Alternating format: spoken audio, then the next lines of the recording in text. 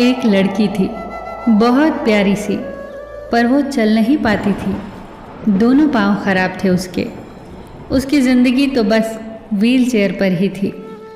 बच्चों को खेलता देखती तो वो उदास हो जाती। वो रोती थी। अक्सर माँ से प्रश्न करती, मेरे साथ ऐसा क्यों हुआ माँ? माँ उसे समझाया करती, पर अपनी बच्ची को यूं दुखी देखकर वो भी दुखी हो जाती। उस बच्ची को अपने कमरे की खिड़की पर बैठना बहुत पसंद था। वहाँ से उसे सुंदर बागीचा, पास बहती कल कल करती नदी, उड़ते हुए पंछी और बागीचे में खेलते बच्चे दिखाई देते। उसकी माँ अक्सर उसे उस खिड़की के पास बैठा दिया करती। एक शाम जब वो खिड़की पर बैठी थी तो बाहर हल्की हल्की धूप और बारिश दोनों थे। जब बारिश रुकी तो एक सुंदर सा इंद्रधनुष आसमान में आ गया। उस लड़की ने अपने जीवन में पहली बार इंद्रधनुष देखा था।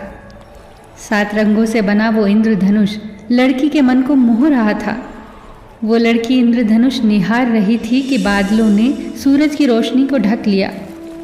लड़की ने जोर से माँ को आवाज़ लगाई। माँ भागती हुई आई।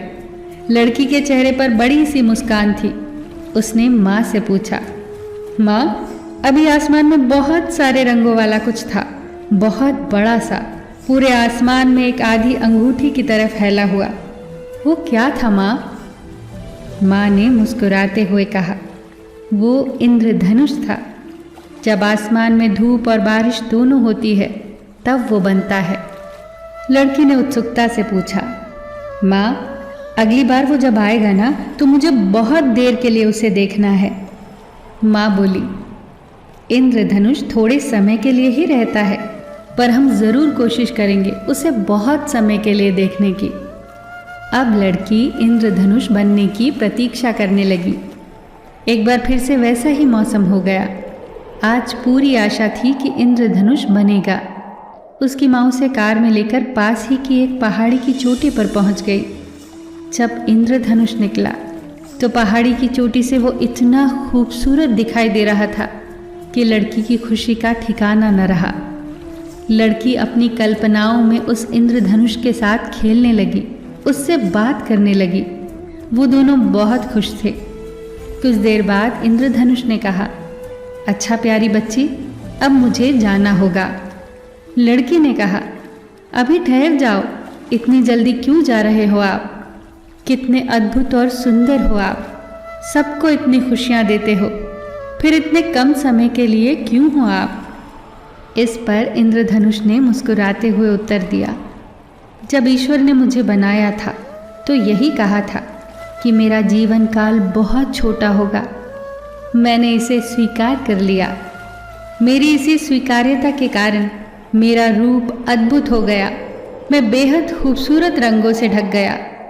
फिर मैंने सोचा कि मेरा जीवन काल छोटा है तो क्या हुआ, मैं इस छोटे से जीवन काल में ही दूसरों को खुशियाँ दूंगा। लड़की इंद्रधनुष की बातों से बहुत प्रभावित हुई। उसकी बातें लड़की को बार बार याद आती रही। फिर लड़की ने सोचा, ईश्वर ने मुझे जो दिया है उसे मुझे स्वीकार करना चाहिए। मुझे इस विकलांगता को स्वीकार करना चाहिए, जैसे इंद्रधनुष ने किया अपने छोटे से जीवन काल को स्वीकार। मुझे भी इंद्रधनुष की तरह दूसरों को खुशियाँ देनी चाहिए। फिर वो लड़की दूसरे बच्चों के बीच जाकर समय बिताने लगी। वो खुश रहने लगी और दूसरों की खुशियों का कारण बनने लगी। दोस्तों, जीवन की कुछ परिस्थितियाँ लॉटरी की तरह होती हैं। किसी की लगती हैं, किसी की नहीं लगती। किसी की 10,000 की लगती है तो किसी की 10 लाख की लगती है। कुछ लोगों का स्वास्थ्य पूरी उम्र खराब रहता है तो कुछ लोगों का काफ़ी स्वस्थ। कोई छोटी आयु वाला होता है तो कोई बड़ी आयु वाला।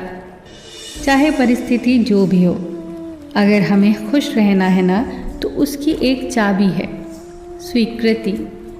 जिन विपरीत परिस्थितियों को हम बदल सकते हैं उन्हें बदल डालिए, पर जिन परिस्थितियों को बदला नहीं जा सकता उन्हें स्वीकार कर लीजिए। क्योंकि या तो आप रोकर ज़िंदगी गुजार सकते हो या हंसकर।